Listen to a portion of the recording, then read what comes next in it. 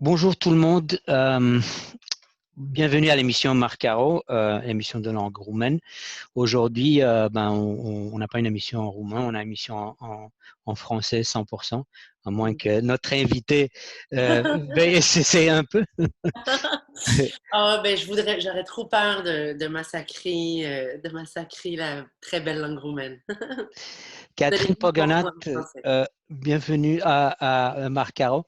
Merci pour ton temps, tu es vraiment occupé avec tes émissions et tout ça, mais tu as quand même trouvé le temps de nous parler. Ça me fait un grand plaisir. Je vais passer à la première question. Tu fais de la radio, si je ne me trompe pas. Donc, j'ai lu un peu sur Internet depuis plus que 15 ans. Oui. Oui. Pourquoi as-tu choisi, je pense que c'est une question qui vient comme ça, là, qui a été posée plusieurs fois peut-être. Pourquoi as-tu choisi une carrière en journalisme?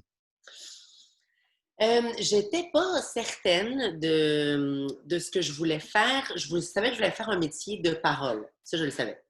Mais j'hésitais entre devenir comédienne et justement animatrice. Et c'est la première fois en fait que j'ai fait de la radio. C'était à la radio de l'université de Moncton où j'étais allée étudier au Nouveau-Brunswick.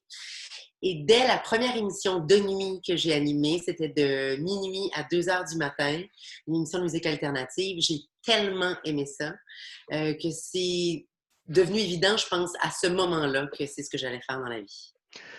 Avec la musique ou bien tu as choisi la musique parce que tu aimais ça ou bien c'est parce Oui, j'ai que... choisi la musique parce que c'était ma grande passion. Je ne savais pas après si je pourrais faire carrière en journalisme musical. Déjà que c'est pas facile de devenir journaliste. Là, je me disais, si en plus je me mets la barrière de faire du journalisme musical. Mais oui, oui, finalement, c'est tellement ce que j'aime que ça a tracé ma carrière. J'ai travaillé en musique ou en culture depuis le début. Est-ce que toi, tu joues de la musique personnellement? Un tout petit peu. Je joue un peu de piano, mais pas très bien. Mais j'écoute de la musique de façon compulsive. Ben oui, c'est ton émission en fait. Euh, Ton nom de famille n'est pas très commun au Québec, au Non, Canada. Est-ce non. que ça a été difficile, plus difficile pour toi d'y arriver, d'avoir une émission, travailler dans le domaine? Parce que je connais pas mal de gens surtout des immigrants là, qui ont du mal à intégrer ce marché-là. Mhm.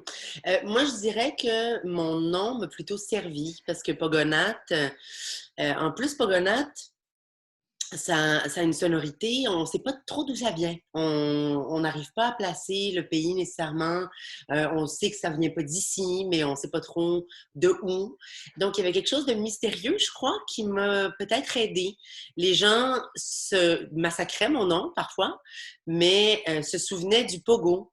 Le pogo, ça marquait beaucoup les esprits. Donc, est-ce que c'est Pogona? Est-ce que c'est Pogonat? Pogonas?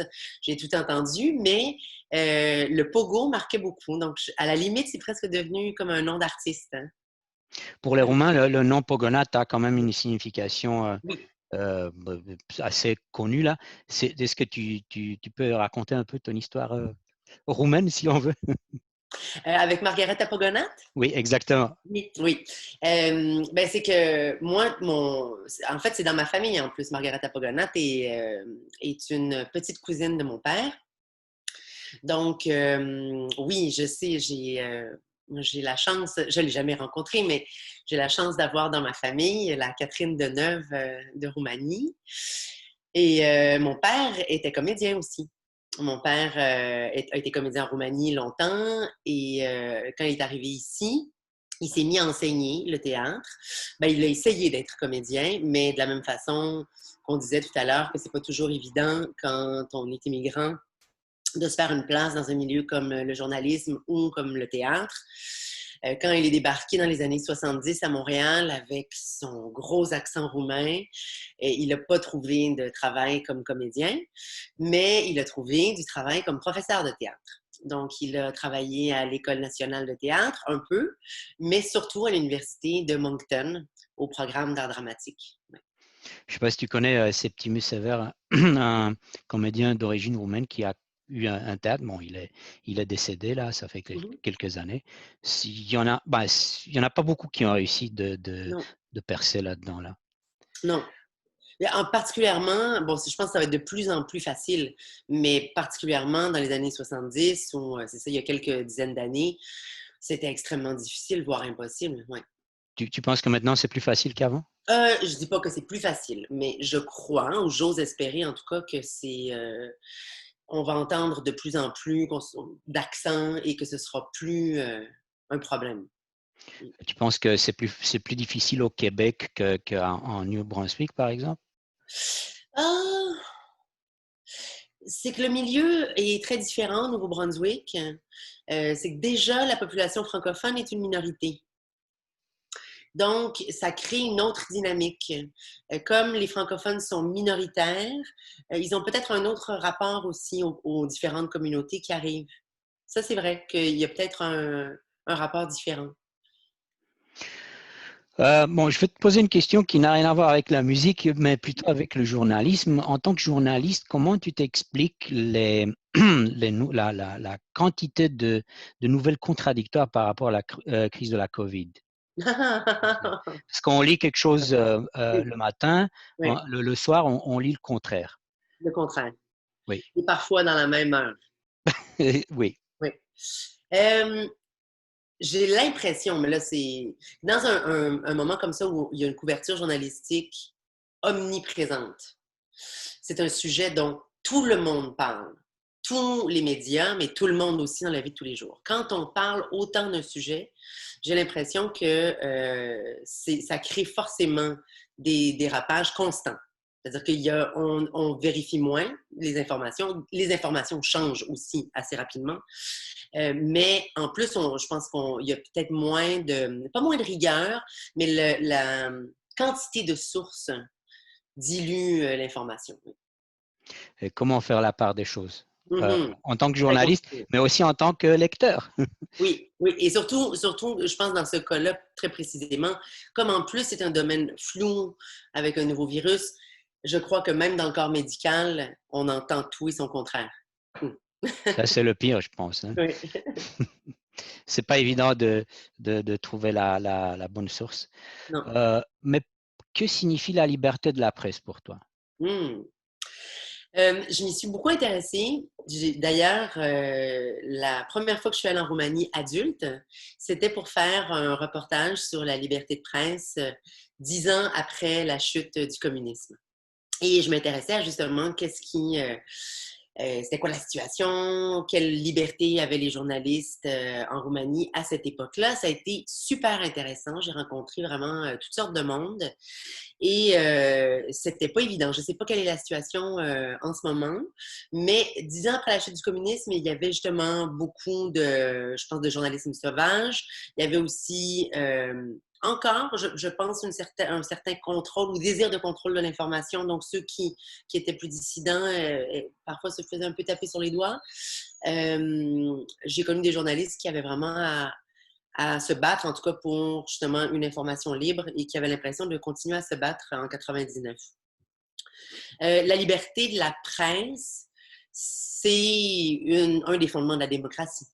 On ne dit pas que les journalistes sont les chiens de garde de la démocratie pour rien. C'est vrai que les journalistes dérangent, que les journalistes posent des questions. Donald Trump, par exemple, lançait quelque chose, il déteste les journalistes, c'est pas pour rien. Quand on veut contrôler l'information, on n'aime pas que les journalistes posent trop de questions et enquêtent trop. Donc, la liberté de la presse fait partie des fondements de la liberté. Point. Mm. Est-ce que la presse est libre? Parce que je vois ici, il y a eu un classement, la World Press, enfin un classement là. Le Canada occupe la 16e place. Mm-hmm. Je pense que ça a baissé un peu si je ne me trompe pas là. Oui. Est-ce qu'on Oui. est libre au Canada de dire ce qu'on veut En en tant que partie, journaliste? en partie, oui, je pense qu'on l'est beaucoup plus que dans beaucoup de pays. Mais non, à certains égards, non. Ne serait-ce que, puis des fois, c'est pas politique, hein, c'est purement économique. Il y a des journaux ou des télévisions qui, pour des raisons financières, pour faire plus d'argent, vont contrôler d'une certaine façon l'information, oui. Est-ce que tu as beaucoup d'amis roumains à Montréal? Non, j'en ai pas assez. J'ai ma cousine, Simona Pogonat, qui est à Montréal. Mais non, j'ai des amis roumains en Roumanie. J'ai plus d'amis roumains en Roumanie avec lesquels je corresponds encore, que j'ai rencontrés justement quand je suis allée faire mon reportage en 1999 et que j'ai revu par la suite. Mais non, je devrais. J'ai pas assez d'occasion, je trouve, de rencontrer des Roumains à Montréal. On a une grosse communauté hein, Oui. roumaine ici. Mais quand j'en croise, par contre, c'est vrai que toujours on se parle. Les Roumains viennent me voir systématiquement quand on se croise, quand ils me reconnaissent, bien sûr, pour discuter parce que ça fait plaisir aussi je pense, de croiser les Roumains, de reconnaître sa roumanitude. Toi, tu te considères roumaine, québécoise, canadienne, c'est quoi ou bien une combinaison? Je me considère comme roumaine québécoise, oui, les deux. Je dis toujours que la Roumanie, c'est mon demi-pays parce que ma mère est québécoise et mon père roumain, donc j'ai moitié-moitié. Je suis une 50-50. Mais oui, la Roumanie, c'est une part importante de ma vie pour plusieurs raisons aussi parce que, bien sûr, mon père incarnait la Roumanie, mais mon père ne m'en parlait pas tant que ça. Il était, pour des raisons, je pense, qui lui appartiennent vraiment. Je pense que quand il est arrivé ici, il a eu besoin, pour des raisons de bonheur et de santé mentale, il a eu besoin de faire une certaine coupure pour ne pas vivre dans la nostalgie ou la tristesse, pour ne pas entretenir les blessures, disons. Donc, il m'en a parlé, mais peu. Et il m'a peu appris le roumain. Il m'a appris à compter puis à dire bonjour, mais je n'ai pas appris le roumain quand j'étais petite, d'où le fait que je ne donne pas cette entrevue en roumain. Mais moi, par exemple, arrivée jeune adulte, je suis partie dans une grande quête de la Roumanie. J'y suis allée à plusieurs reprises. J'ai pris des cours de roumain. Malheureusement, je ne le pratique pas assez, donc il est pas parfait.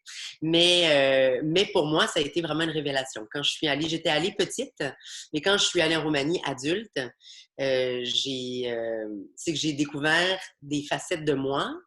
J'avais aucune idée qui était roumaine. Je me suis reconnue en Roumanie et je ne m'attendais pas à ça. Comme je n'avais pas grandi en Roumanie, comme c'est un pays que je connaissais peu, je ne m'attendais pas à me reconnaître comme ça. Donc, la partie roumaine est bien cachée en toi, malgré tout. Oui, oui, oui. Est-ce que c'est quoi? Tu te souviens de quelque chose quand tu étais petite, là, de quelque chose de vraiment roumain qu'on t'avait montré ou on t'avait dit? Oh, plusieurs choses. Bon, c'est des petites choses quand tu es enfant. Je me rappelle que bon, tous les symboles religieux. Déjà, ma grand-mère m'envoyait des symboles religieux par la poste, tout ça, ça m'a marqué beaucoup. Les chansons, les berceuses en roumain comme chantait mon père et que j'apprenais, et d'ailleurs que je chante à mon fils. Là, tu peux t'essayer un peu, tu Vieni, vois? vieni, primavera.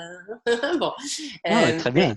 mais je chante donc ces berceuses à mon fils. Et ce qui est intéressant, c'est que petite, je les ai apprises vraiment à l'oreille, à la phonétique. Et mon fils fait la même chose. Mon fils apprend phonétiquement les chansons roumaines et de cette façon-là, ça continue à voyager. Mais les histoires, mon père était un très grand conteur et bon, il était comédien, donc il était très. Mais il me racontait des histoires roumaines, il me chantait des chansons, il faisait vivre la Roumanie beaucoup de cette façon-là chez nous. Mais sinon, mon premier voyage en Roumanie, j'avais 3 ans. Et ce qui m'avait marqué énormément, c'est les membres de ma famille, donc ma tante, ma grand-mère, tout ça. Tout le monde, moi, je les connaissais très peu. Tout ce que je connaissais, c'était leur voix au téléphone. Je les avais jamais vus. Et tout le monde me touchait beaucoup. Il y avait vraiment un rapport à l'affection, au corps, donner des becs partout, partout, partout. Il y avait quelque chose de très tactile, de très physique. Mm. Est-ce que les Roumains sont plus chaleureux, disons, que les Québécois? Ils sont très sanguins. Ça, c'est quelque chose, moi, qui m'a beaucoup plu en Roumanie. C'est le côté très latin. Il y a un côté très latin de parler fort, d'être intense tant dans la joie que dans la peine. il y a une intensité émotive quand même, j'ai trouvé. Un sens de la fête aussi et un sens et ça, moi, ce que j'ai adoré, mais qui a été un apprentissage, c'est cette façon de recevoir de façon totale. Quand on est reçu en Roumanie, il n'y a pas de demi-mesure. Si tu dis non, j'ai plus faim, mais non. Ça continue, et ça continue, et ça continue.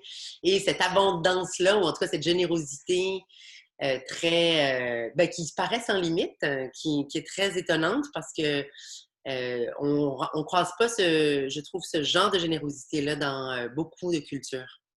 Pourquoi est-ce que c'est important pour toi et pour transmettre à ton fils son héritage ou ton héritage roumain? Mm. Déjà parce que c'est une richesse, mais ça, c'est la raison peut-être culturelle. Oui, c'est une richesse de connaître son histoire. C'est une richesse aussi d'avoir des racines d'ailleurs. C'est une richesse d'être multiple, de ne pas être qu'une chose. Mais aussi parce que, comme je le disais tout à l'heure, moi, quand j'ai vraiment fouillé mon côté roumain, j'ai appris énormément de choses sur moi. Et même si pour mon fils, ça va être une expérience différente, parce que mon fils est finalement un quart roumain. Reste que depuis qu'il est tout petit, il s'intéresse énormément à la Roumanie. Il y a quelque chose de fascinant aussi de savoir que justement, mon grand-papa roumain, il pose beaucoup de questions depuis toujours et moi, j'attendais qu'il soit assez grand pour se souvenir de la Roumanie, pour y aller. Donc là, on devait y aller cet été parce que là, il est assez grand et là, on n'ira pas cet été. Mais l'été prochain, on devrait faire notre périple familial en Roumanie. Ah ben, c'est super ça. Petite dernière question. Est-ce que tu peux envoyer un message aux gens qui regardent cette discussion-là? Un message. Un message Oui, quelconque. oui. Mais je reviendrai, je pense, sur ce dont on a parlé en début d'entrevue, sur la difficulté peut-être de percer dans plusieurs domaines quand on est immigrant, quand on change de pays et qu'on arrive dans un nouveau pays. Moi, je ne l'ai pas vécu, mais mon père l'a vraiment vécu. Et moi, j'ai trouvé ça beau et très, très, très inspirant de voir mon père se dire, bon, ben, comment je fais pour atteindre mes rêves, mais justement en ayant un gros accent, en étant différent, en portant un nom qui a une sonorité différente. Donc, mon père n'a pas pu continuer à être comédien, mais il a pu continuer à vivre du théâtre en étant prof. Et ça, j'ai trouvé ça très inspirant. Et là, ça va être un message un peu quétaine. Mais comme m'avait dit une fois Xavier Dolan en entrevue, il faut croire en la force des rêves. Et c'est vrai. Et c'est particulièrement vrai, je trouve, quand on change de pays et on essaie de se faire une place dans une culture qui n'était pas à la base la nôtre et qui devient la nôtre. Catherine Pogonat, merci beaucoup. Mulțumesc Ça foarte m'a fait mult. plaisir. Et à bientôt. On ne sait jamais. Hein? Oui, à très bientôt. Bye.